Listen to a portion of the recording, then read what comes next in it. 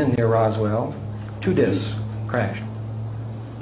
They recovered 5 alien bodies from these discs, and in combing the area to make sure that they had recovered all of the wreckage and everything that they could so that the public would not be able to discover anything, and so that they would have everything with which to gain knowledge and technology from, they scoured the area by foot patrol, by jeep patrol, and by aircraft reconnaissance, and discovered an alien live from the crash wandering in the desert.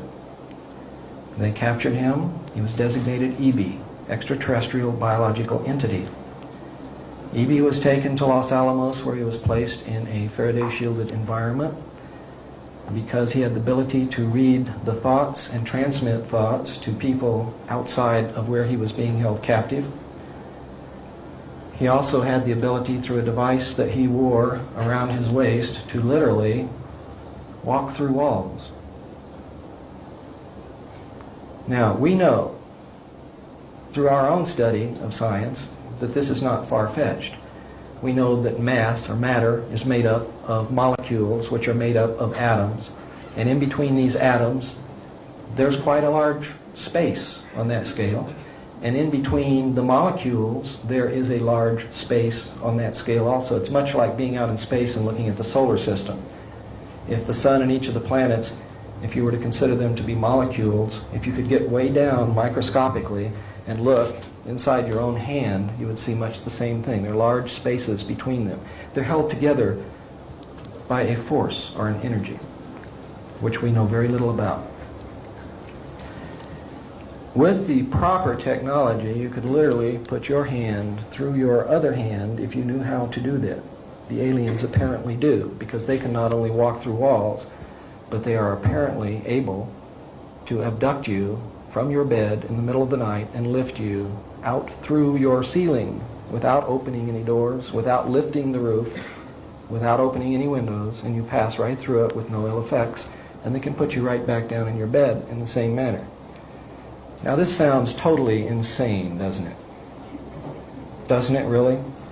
Because I have to tell you, quite frankly, when I was reading this material, and when I was studying the abductee reports, and when I first came across this, I thought it was crazy.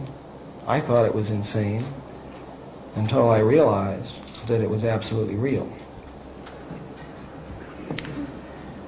I want you to also bear in mind, ladies and gentlemen, that it was not too long ago, and it really wasn't too long ago, that if you mentioned to someone else that in a few years man would be flying through our own atmosphere, you would have been laughed at, ostracized, and probably kicked out of town.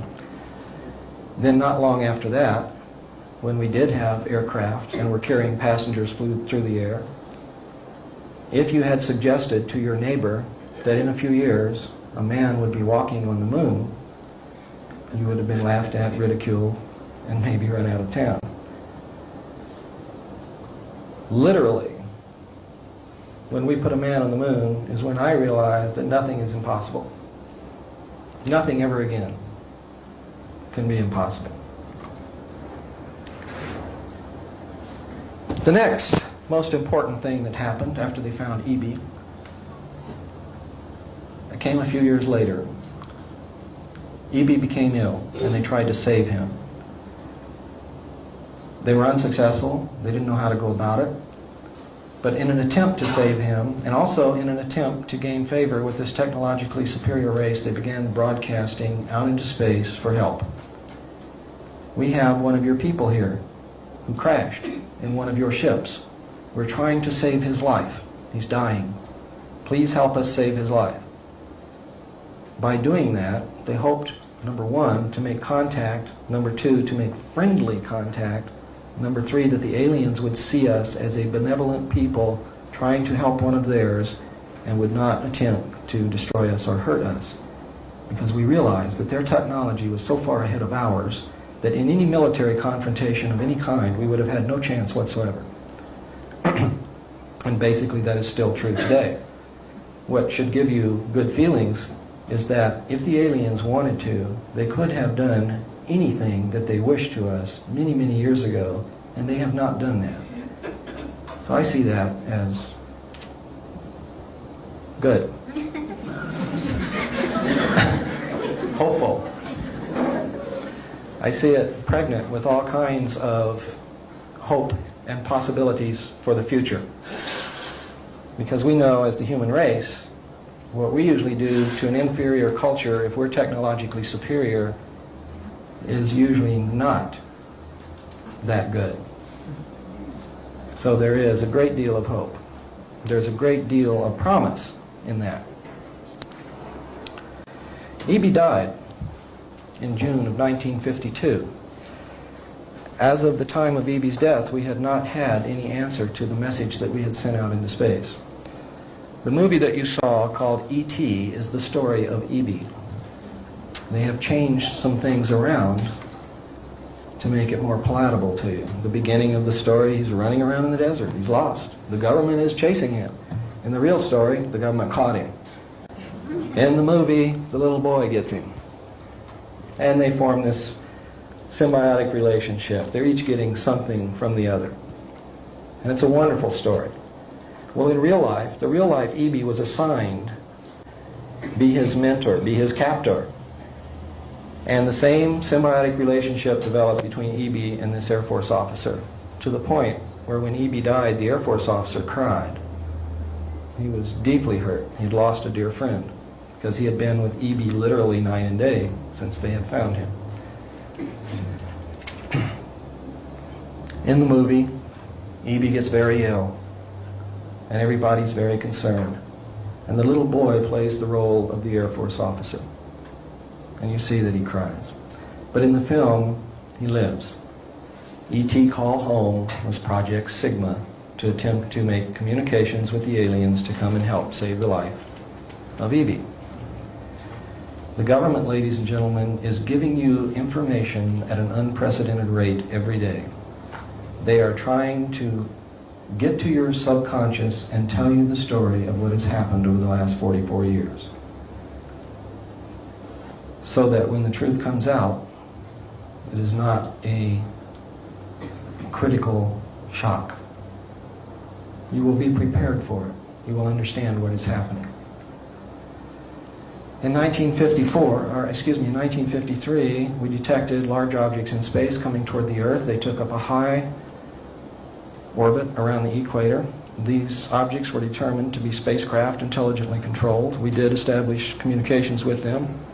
Arrangements were made for them to land. There were 3 landings in 1954. One took place at Holloman Air Force Base in New Mexico. One took place at Edwards Air Force Base in California. The other one, do not hold me to this because I cannot substantiate it, but I believe it was at Homestead Air Force Base in Florida. I believe that the aliens who contacted us, who were attempting to help us, who refused to give us technology, who wanted to help us with our spiritual development, I believe that that landing took place at Homestead Air Force Base in Florida. But I can't get any verification from that from any source, so don't put that down as fact, put it down as a possibility. The other 2 bases, the other 2 landings I know occurred without a doubt at Holloman Air Force Base and Edwards Air Force Base. The first landing occurred at Holloman Air Force Base, where the aliens met with our intelligence officers. They reached a basic agreement after several hours. They were able to communicate. They left one hostage with us. His name was Krill, as a pledge that they would return and formalize an agreement. Later in 1954, they landed again at Edwards Air Force Base. President Eisenhower had arranged to be on vacation in Palm Springs. At the appointed date and time, President Eisenhower was whisked away. He actually disappeared. Nobody even saw the helicopter come or go, but he just flat disappeared. The press was really shook up. And if you read the newspapers during that period of time, you will find that the press literally went wild trying to locate him. They were given a story that he was taken to a dentist for a toothache. They never found a dentist that treated President Eisenhower. In fact, he was at Edwards Air Force Base. He reached a formal agreement with the aliens and a treaty was signed. This was played out in a movie that you saw called Close Encounters of the Third Kind. Everything that you saw in that movie, except for finding the ship in the desert and the plains in Mexico and those types of things, was true.